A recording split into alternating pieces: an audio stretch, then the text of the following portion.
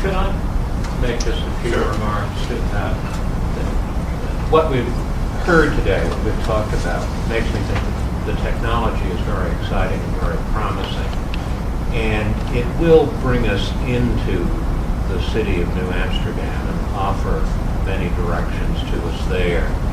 For the visitor exploring, I think a very way to obtain information is by meeting individuals. We could be led through the city to specific features like the wall, the waterfront, the markets. We could be led to particular events and told about them. And I would suggest that ordinary individuals should be identified and researched. I'm thinking of a marvelous book called Louisbourg Portraits that's based on court cases in the French fortress of Louisbourg on Cape Breton, where ordinary individuals were studied and they really came through very effectively. There's also Sibley's Harvard Graduates, which are those biographies of every Harvard graduate up to the 1780s. And also there's the National Museum of the Civil War Soldier in Petersburg, Virginia, where on arrival you can identify yourself as a specific soldier, an immigrant Irishman from Massachusetts, a Mississippi boy, someone from Ohio, and so forth. And you go through the exhibitions as that person and are asked questions and respond to questions. But I think if we could use the technology to permit the visitor to go through with ordinary individuals, it really would be a very effective way of seeing New Amsterdam and asking a lot of questions. Perhaps someone in 1664 who could recall Minuet and Stuyvesant and even Henry Hudson. So you have someone at the end of the period who talks about his or her own experience and leads you to places in 1664, but also can express the cultural memory. Oh, my father told me, my grandmother told me about Peter Minuet. They told me about buying the island from the Indians. Can tell about this ship or that ship that came in.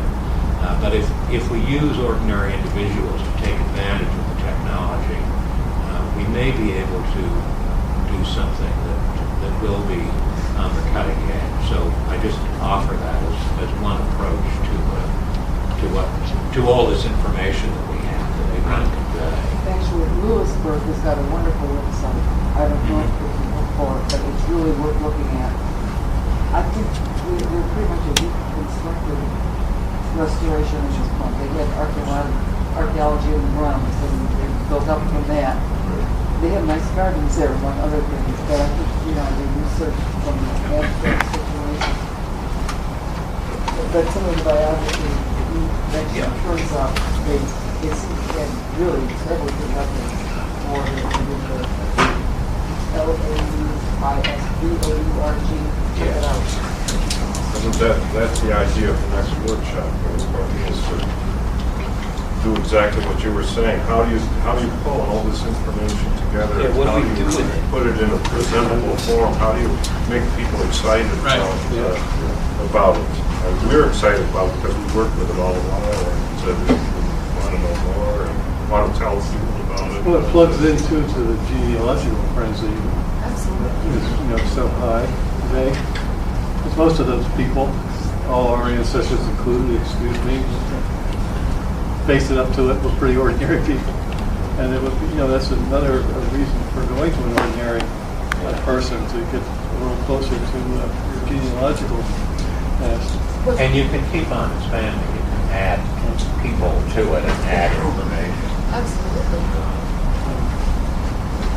You can, in fact, have individual families get involved in the process of researching that character within the website, or avatar, if you will, who's going to help navigate through. And also, I think you'll find that people will say, well, the tradition in my family was that which you'll have to film. That is always working. How could we wrap this up? Well, I don't know what else to say. I mean, Well, I mean, just, you know, we could go on for 2 more hours about the house, about domestic life. yeah. Actually, those things connected with the house and domestic life should come out with the biographies. You go to a person's door in their house, and I think they're all interconnected. yeah, they're interconnected, and a lot of the That's why I said things. earlier, I said, you know, if you choose a certain number of themes and then through people, I think that's a great idea also. And then you, under each category, you have sub-themes, and then you create units perhaps with the family, the theme of the home and the garden and other things that go with it. Or the theme- Relationships, marriage. Yeah, all of those All things. of that It's one stuff. theme really. I sort of, Yeah. you know, started to sort of type through a thing. The use of money, barter. I Well, mean, that would there's- that you would just go get- under the theme of trade. You have trade, tobacco, exchange of goods, marketing, movement of cattle. All those things would be under, I think, like the theme of trade. And then, Yes, they would. you know, then you'd have another one, immigration, languages, ethnicity, diversity, and that's another thing. Then geography, neighboring countries, European colonies, geography would be another thing. And under each heading, you can then have these subheadings and then tell the story perhaps through a family, like your family or other families, and then create, environments or Well, let me say this, to have another workshop, but I really believe that a workshop on the audience and the demands side of this whole issue is very, very important. Whatever we learned today, we can summarize, hopefully, through the video and try to make summary statements about what was said. But again, that needs to be given to a group that's looking at the marketing side. Anybody else have anything to add? Thank you very much. Extended.